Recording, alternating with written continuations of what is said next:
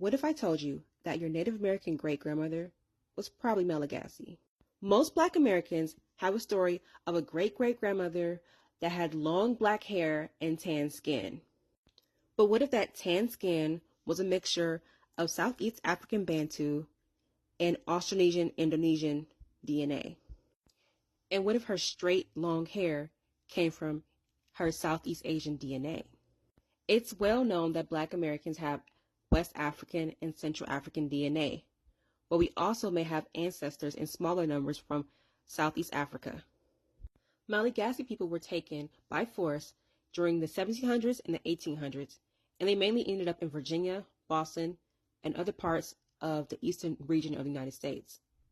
There are even slave narratives of Black people saying they had a grandmother that was a Malagasy, but they didn't know what that was or where that was. Others assume that Malagasy was a tribe in the United States.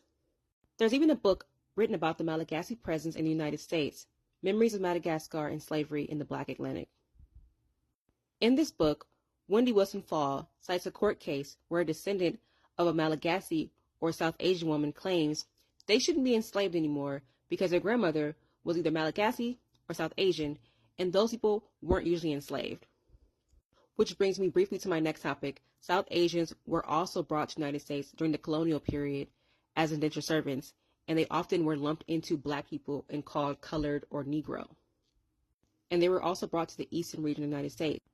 So your straight, long-haired relative could have been an array of things. They could have been half Black, half white, South Asian, or Malagasy.